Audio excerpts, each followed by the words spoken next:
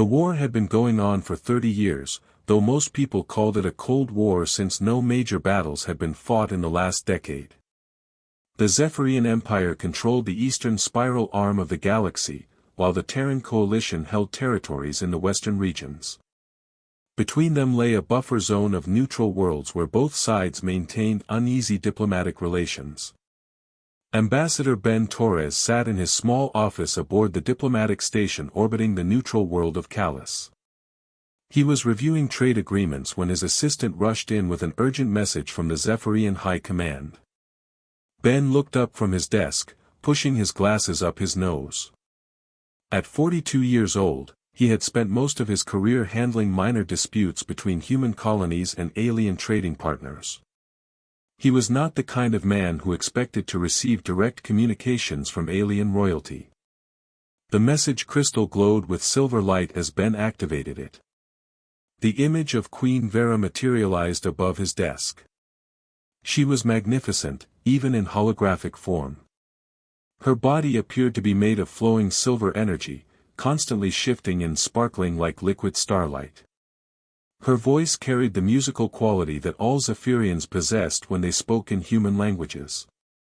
Ambassador Torres, Queen Vera began, I come to you with a proposal that may seem unusual, but I believe it represents our best hope for lasting peace between our peoples. Ben leaned forward, surprised that the Zephrian queen knew his name.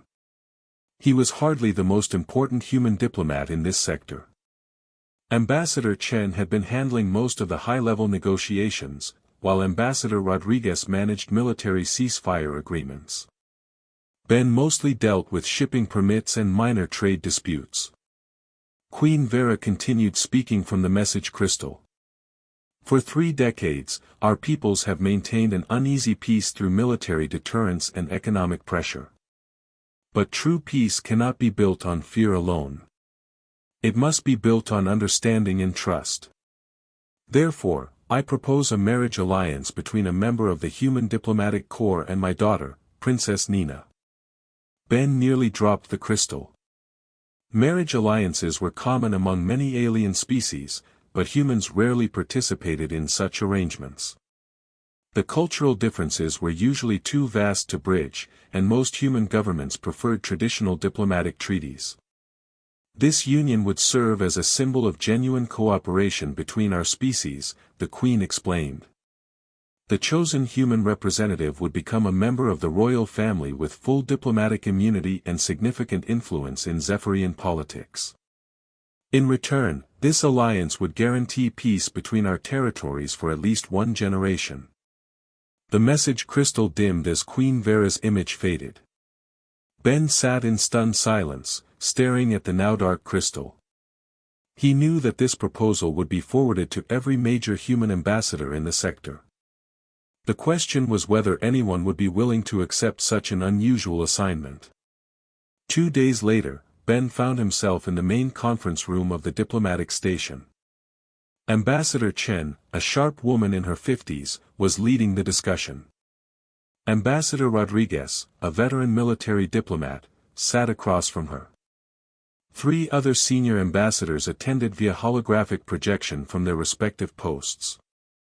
The proposal is clearly a trap, Ambassador Rodriguez argued, his voice carrying the certainty of someone who had negotiated countless military agreements. The Zephrians want to place a human in a position where they can control and manipulate them. Whoever accepts this marriage will become a hostage in all but name. Ambassador Chen nodded in agreement. The cultural barriers alone make this impossible. Zephrians live for thousands of years. Their society is built around energy manipulation and mental disciplines that humans cannot comprehend.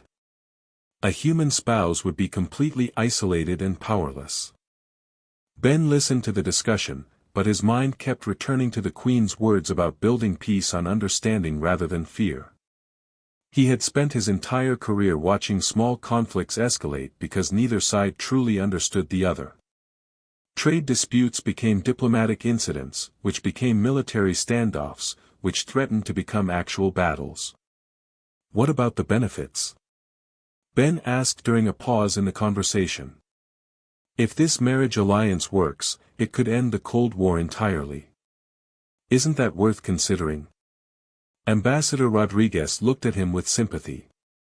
Ben, I know you believe in peaceful solutions, but this isn't like negotiating shipping routes. The Zephrians see humans as primitive newcomers. Princess Nina is reportedly over 800 years old and possesses energy manipulation abilities that could destroy a small city. What could a human possibly offer in such a relationship? Maybe that's the point, Ben replied quietly. Maybe they want to understand us as much as we want to understand them. The meeting continued for 3 hours, but no consensus emerged. Every senior ambassador found reasons to decline the proposal. Some cited career concerns, others mentioned family obligations, and several pointed out the obvious diplomatic risks of failure.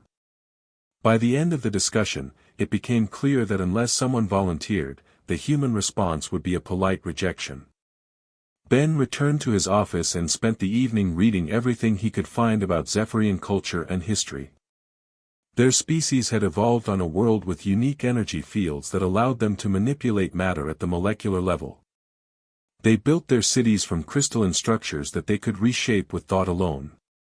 Their art forms involved creating temporary sculptures from pure energy that existed for only moments before dissolving back into the cosmic background.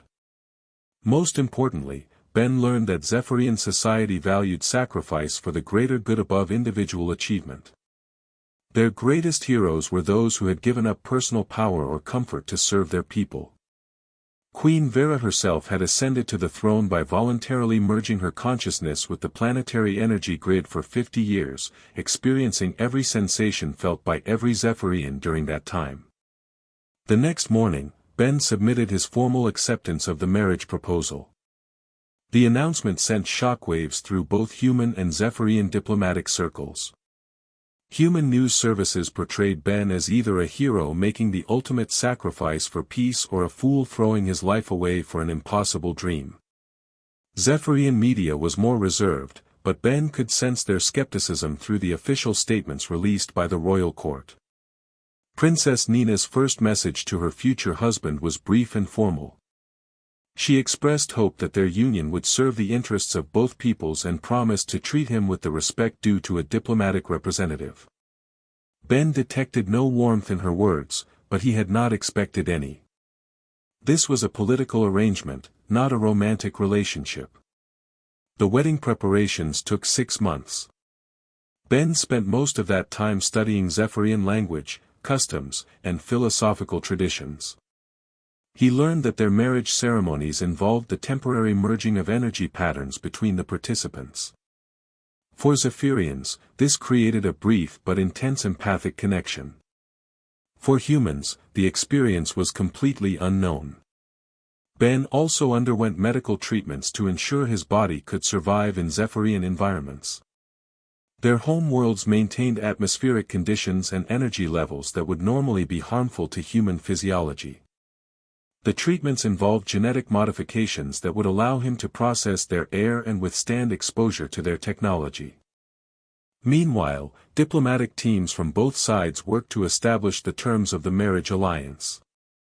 The agreement specified that Ben would maintain his status as a human ambassador while also serving as a member of the Zephrian royal family. Any children from the union would hold dual citizenship and could choose their primary allegiance upon reaching maturity. Most importantly, the marriage would automatically trigger mutual defense agreements if either species faced external threats.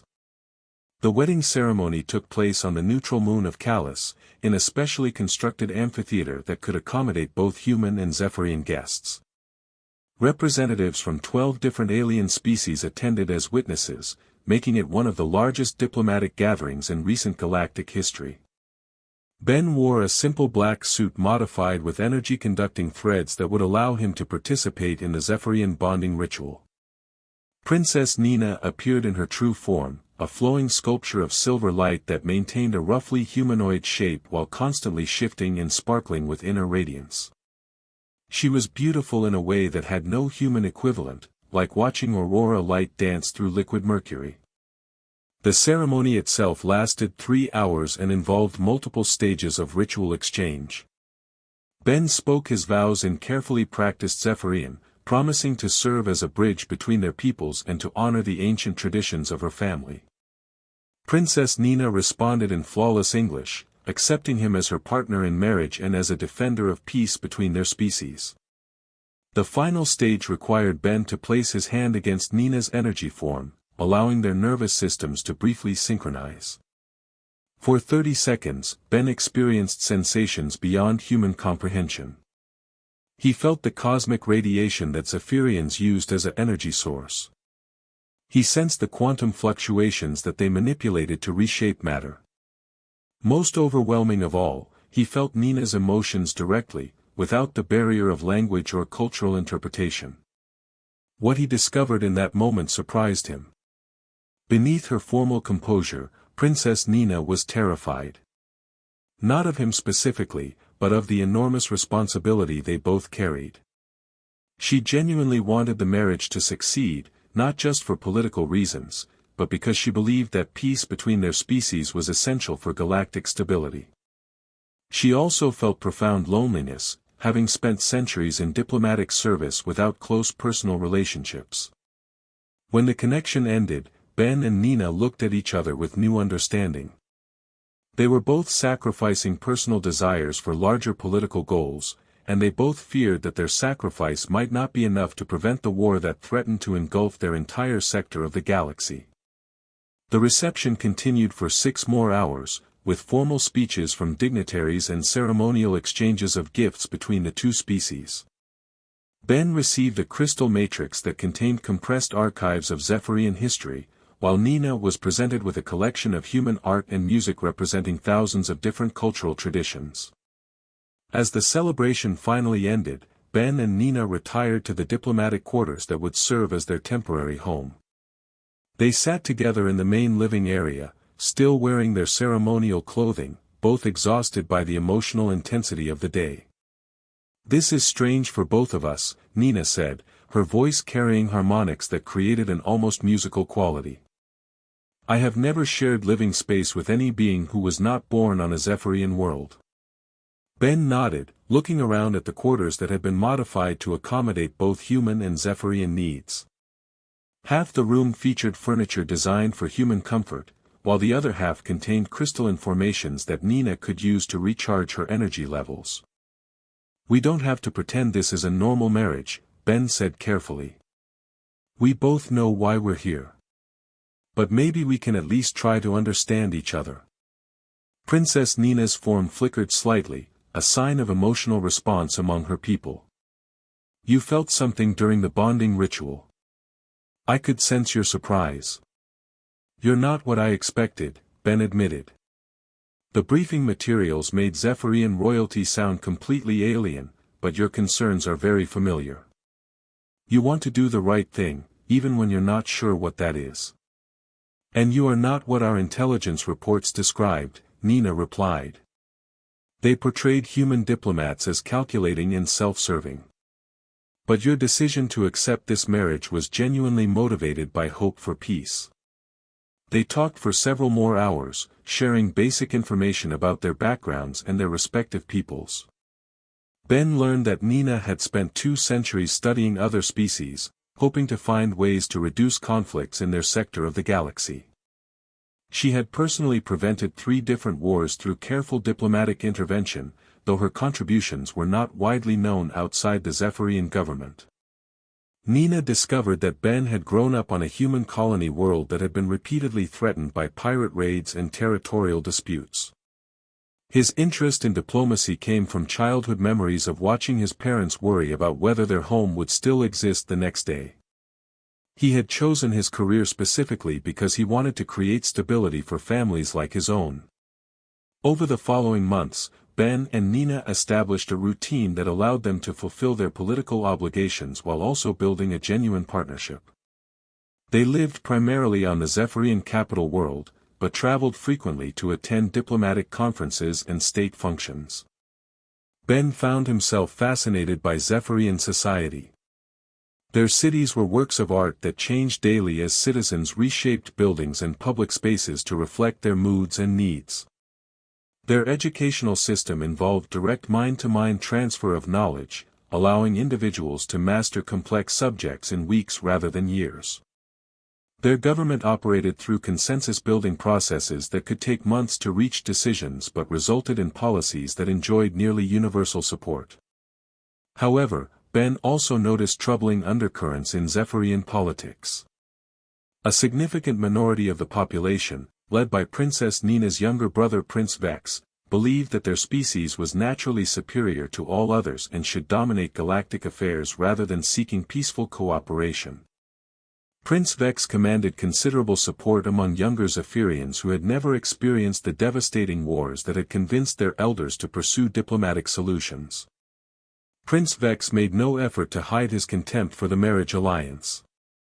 He openly referred to Ben as the pet human and frequently questioned whether his sister had the strength to rule effectively. During formal court gatherings, Prince Vex would demonstrate his energy manipulation abilities in ways clearly designed to emphasize Ben's limitations as a non-powered being. "He's trying to provoke you," Nina explained after one particularly uncomfortable court ceremony. "If you react with anger or violence, he can claim that humans are unstable and unfit for inclusion in Zephrian society." Ben nodded, though he found Prince Vex's behavior increasingly difficult to ignore. What does he actually want? Does he think he should rule instead of Queen Vera? "He wants our species to conquer rather than cooperate," Nina replied. "He believes that because we have greater individual power than most other species, we have a right and obligation to impose our will on the galaxy. The marriage alliance represents everything he opposes." As months passed, Ben began to notice that Prince Vex was gaining influence within the military and among younger nobles. Border incidents between human and Zephrian forces increased in frequency, though they remained minor skirmishes rather than serious battles. Each incident was followed by Prince Vex publicly questioning whether the peace treaty was actually serving Zephrian interests. The situation reached a crisis point when Prince Vex requested permission to conduct military exercises near the Human Research Station at Kepler 442.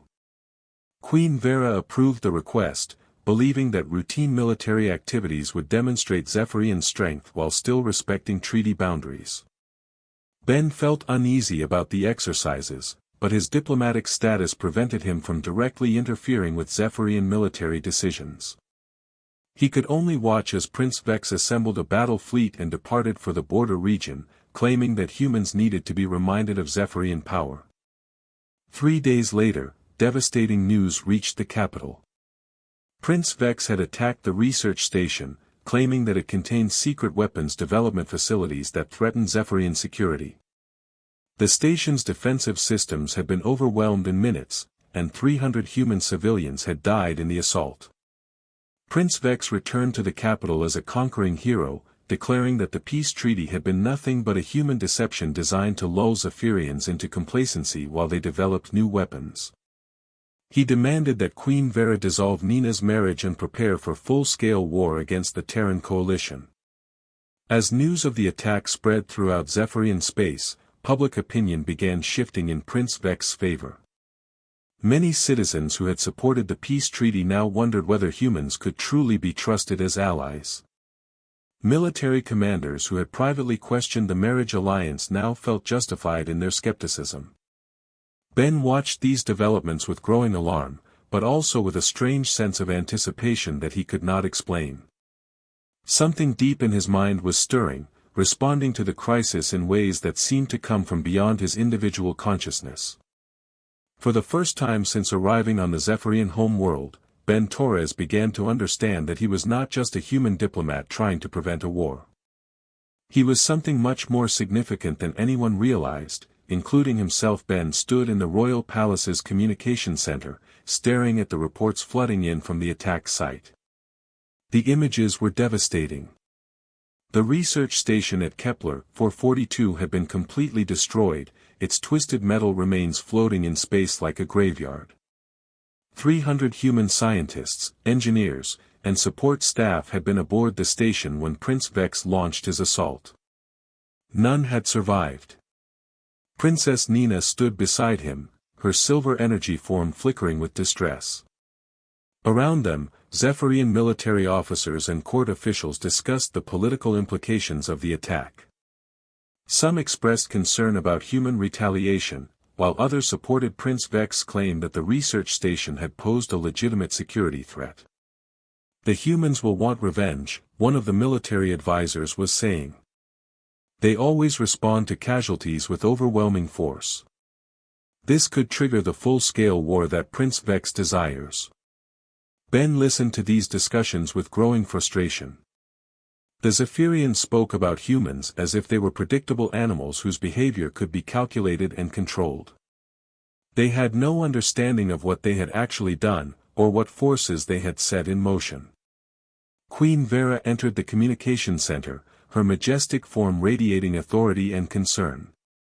She looked directly at Ben, her ancient eyes filled with something that might have been regret. "Ambassador Torres," she said formally, "I must express the profound sorrow of the Zephrian people for this tragic incident. My son acted without authorization and will face consequences for his actions." Ben turned to face the Queen, and Nina noticed something different in his posture.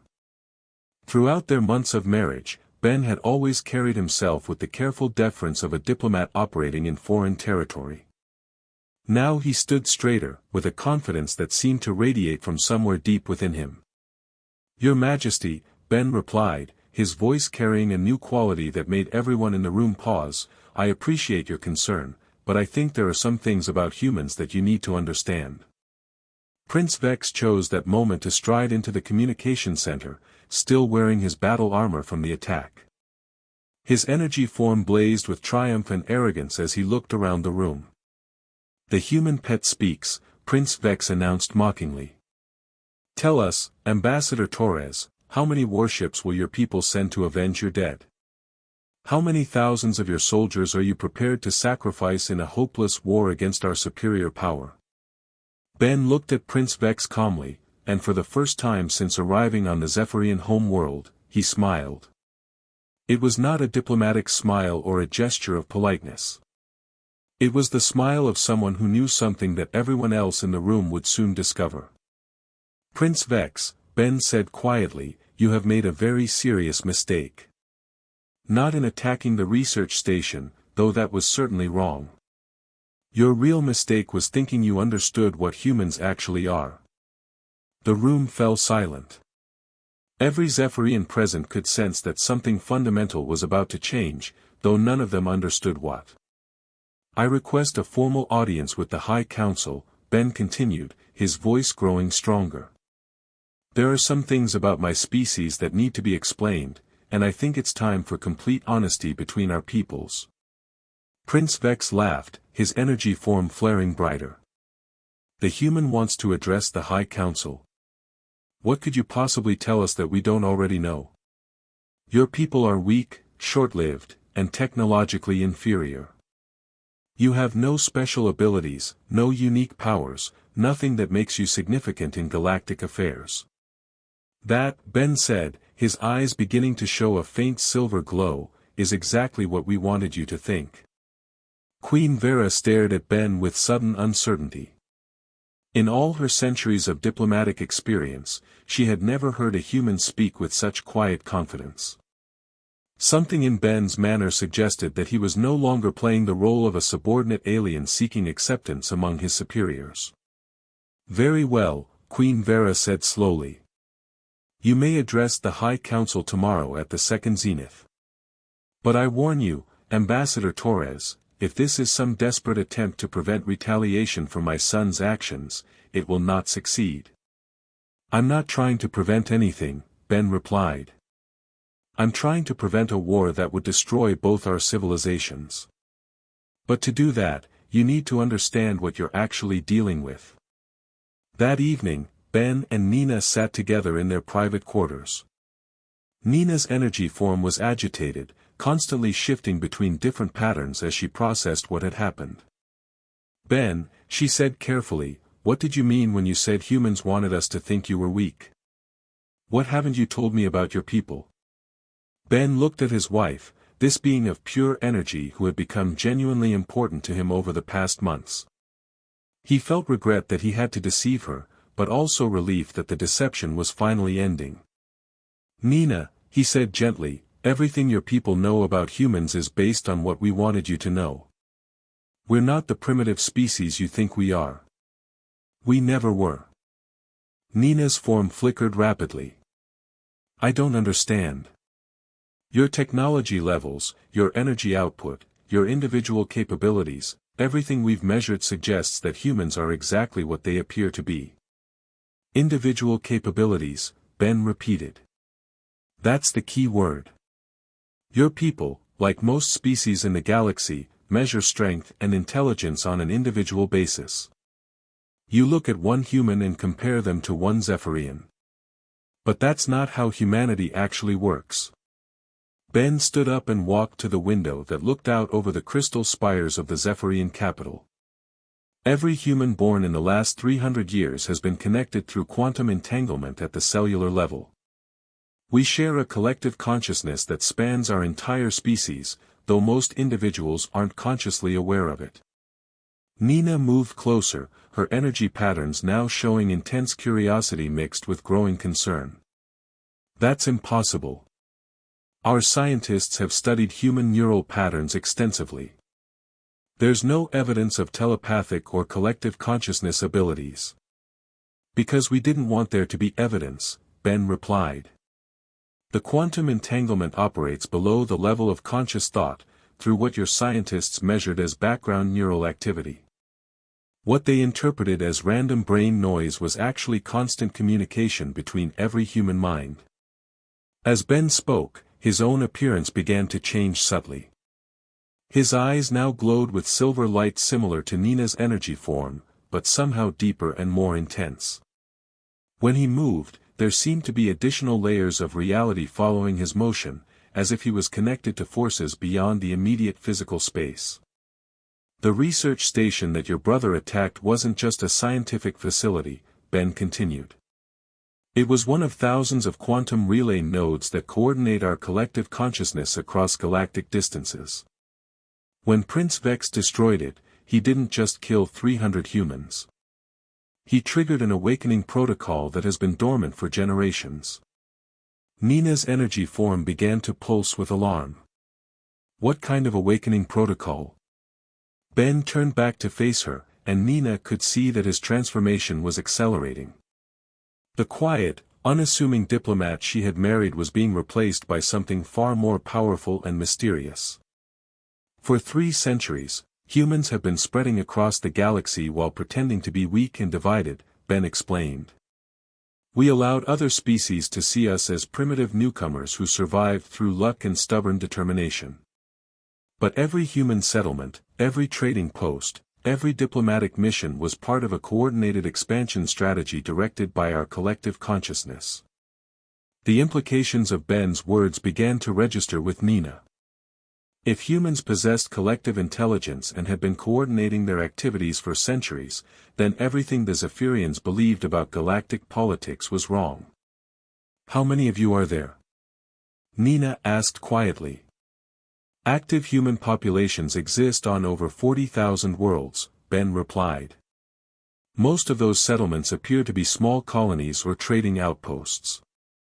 In reality, they're strategic positions chosen by our collective consciousness to ensure that humanity can respond to any threat from any direction."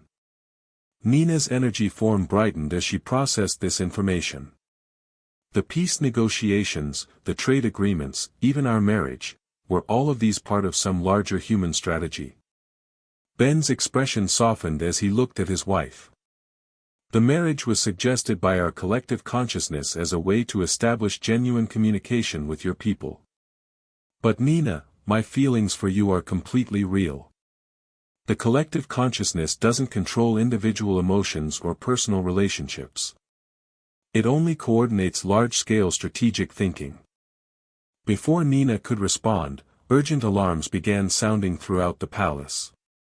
Emergency communications systems activated, filling the air with overlapping reports from across Zephrian space. Ben and Nina rushed to their private communication terminal, where a cascade of urgent messages was arriving from Zephrian military outposts throughout the Empire. The reports painted a picture that defied everything the Zephrians thought they knew about their human neighbors. On 37 different worlds, human civilians had simultaneously activated hidden technologies and revealed themselves to be highly trained operatives.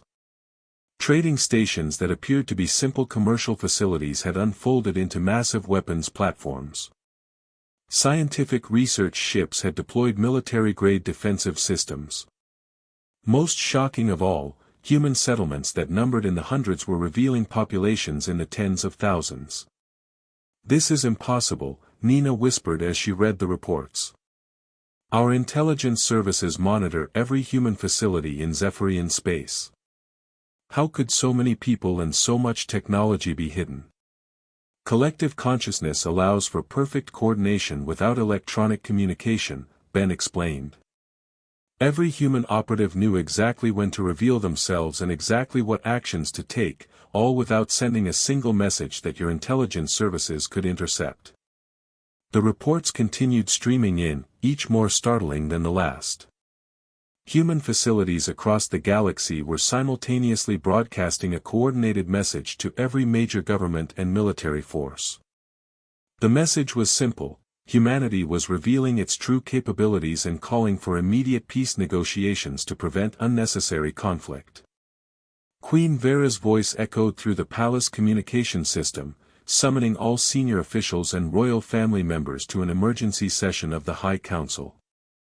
Ben looked at Nina, knowing that everything would change once they entered that chamber. "Are you ready for this?" Ben asked his wife.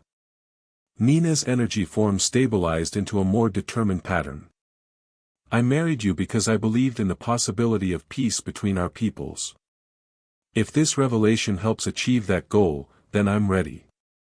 They made their way to the High Council chamber, where they found chaos.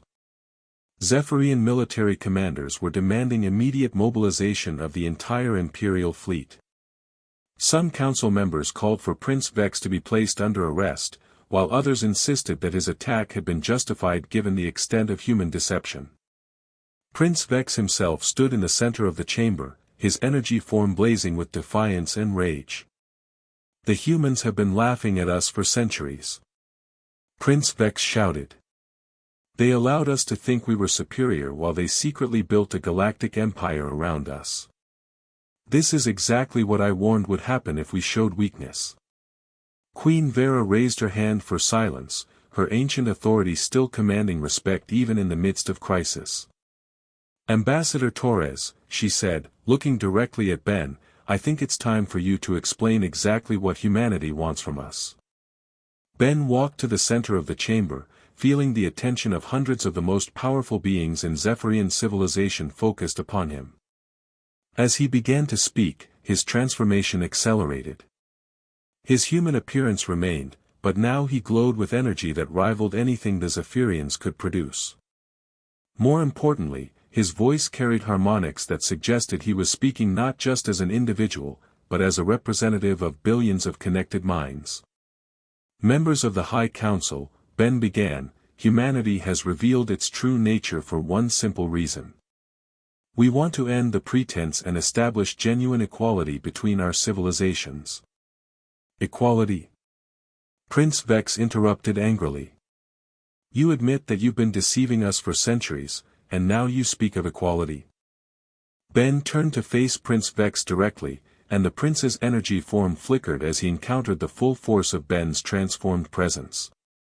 "Prince Vex, your attack on our research station was a mistake, but it was also an opportunity. It allowed us to demonstrate something that peaceful negotiations could never accomplish." Ben gestured, and the air in the chamber began to shimmer.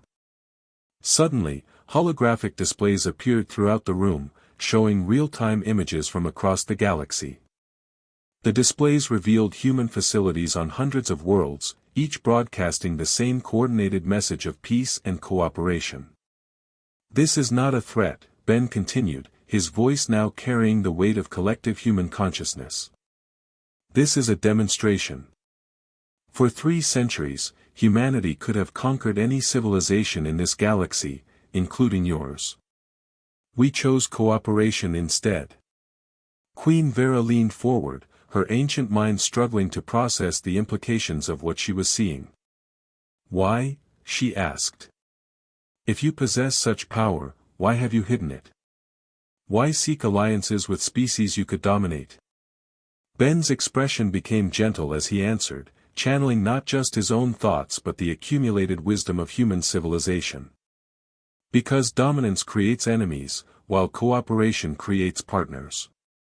We learned this lesson on our home world through thousands of years of warfare. True strength comes not from the ability to destroy, but from the ability to build something greater than what any individual or species can achieve alone. Prince Vex launched himself at Ben, his energy form blazing with attack power that could have leveled a city block. Ben caught the prince's energy blast without moving, absorbing the force and redirecting it into a gentle light that healed old battle scars on several Zephrian council members. Your power is impressive, Prince Vex, Ben said calmly, but it represents only your individual strength. I can draw upon the combined knowledge and abilities of every human consciousness. The difference isn't just in scale, it's in fundamental approach. Ben gestured again, and Prince Vex found himself gently but irresistibly lifted from the chamber floor and held suspended in midair. However, instead of demonstrating dominance, Ben used this moment to project Prince Vex's own memories onto the holographic displays around the chamber. The displays showed Prince Vex as a young Zephrian, watching his home city being rebuilt after a devastating war with a now extinct alien species. They showed his genuine love for his people and his sincere desire to protect them from future threats. They revealed that his aggressive policies stemmed not from cruelty, but from deep fear that the Zephrians would again face destruction if they showed any weakness. Prince Vex, Ben said gently as he lowered the prince back to the floor, you attack humans because you fear we will do to your people what others have done before. But look around this chamber. If we intended conquest, would we be here talking? The chamber fell silent as the implications of the demonstration settled in. Ben had not only revealed humanity's hidden power, but had done so in a way that emphasized healing and understanding rather than dominance and fear. Queen Vera stood slowly, her energy form brightening with decision. Ambassador Torres, what exactly are you proposing? A true alliance, Ben replied. Not the marriage of convenience that brought Nina and me together, but a genuine partnership between our civilizations. Humanity offers our collective consciousness capabilities to help solve galactic conflicts. The Zephrian Empire offers your energy manipulation abilities and your centuries of diplomatic experience. Together, we can create stability that neither of our peoples could achieve alone. Nina moved to stand beside Ben, her energy form harmonizing with his transformed presence. The marriage between Ben and me was arranged for political purposes, she said, addressing the council, but it has become something more. We have learned to combine human collective intelligence with Zephrian individual power. The results suggest possibilities that neither species has ever imagined. As Nina spoke, her energy form began to merge partially with Ben's transformed presence. The combination created patterns of light and force that were entirely new, not human, not Zephrian, but something greater than either species alone. Queen Vera watched this display with wonder. In all her centuries of life, she had never seen anything like the harmony between her daughter and the human ambassador. The galaxy faces threats that no single species can handle, Ben continued, his voice now carrying harmonics from both human collective consciousness and Zephrian energy manipulation. The extinct civilization that once threatened your people is only one example. There are forces in deep space that view all organic life as a threat to be eliminated. Humanity's hidden expansion wasn't just about avoiding conflict with established civilizations, it was about preparing defenses against threats that haven't arrived yet. The holographic displays shifted to show images from deep space monitoring stations, revealing the approach of massive structures that clearly weren't built by any known species. The displays showed calculations indicating that these structures would reach inhabited space within 50 years. Separately, our civilizations might survive such a threat, Ben said. Together, we can do more than survive. We can protect every species in this galaxy and build something that will endure for millennia. Prince Vex stared at the displays, his energy form flickering as he processed what he was seeing. You're saying that everything, the hidden expansion, the marriage alliance, even allowing me to attack your research station, all of this was preparation for some future war. Not preparation for war, Ben corrected gently. Preparation for peace. Real peace requires strength, but it also requires the wisdom to use that strength properly. Humanity spent 3 centuries learning to work together. Now we want to teach that lesson to the rest of the galaxy, starting with our partnership with the Zephrian Empire. Queen Vera looked around the chamber, seeing understanding beginning to dawn on the faces of her council members. The revelation of human capabilities had initially seemed like a threat, but Ben's demonstration had reframed it as an opportunity. This partnership you propose, Queen Vera said carefully, what would it actually involve? Joint research facilities to combine our technologies, Nina replied, speaking for both herself and Ben. Shared defensive networks to protect both our territories. Cultural exchange programs to help our peoples understand each other. And most importantly, a model for how different species can work together instead of competing for dominance. Ben nodded, his transformation now complete. He stood in the center of the chamber not as a human pretending to be weak, but as a representative of a civilization that had chosen cooperation over conquest. The marriage between Nina and me was the first step. Now we can build something that will benefit not just our 2 species, but every civilization willing to work toward genuine peace. The emergency session of the High Council continued for 12 more hours, but the outcome had been determined in those first moments when Ben revealed his true nature. The Zephrian Empire would enter into a full alliance with humanity, combining their respective strengths to create something greater than either species could achieve alone. Prince Vex, humbled by Ben's demonstration of power without malice, would eventually become one of the strongest supporters of the alliance. The attack on the research station that had triggered the crisis became known as the moment when 2 great civilizations finally saw each other clearly. And in their private quarters that night, Ben and Nina sat together as partners in the truest sense, not just husband and wife, but representatives of 2 species learning to become something new and wonderful together. The galaxy would never be the same.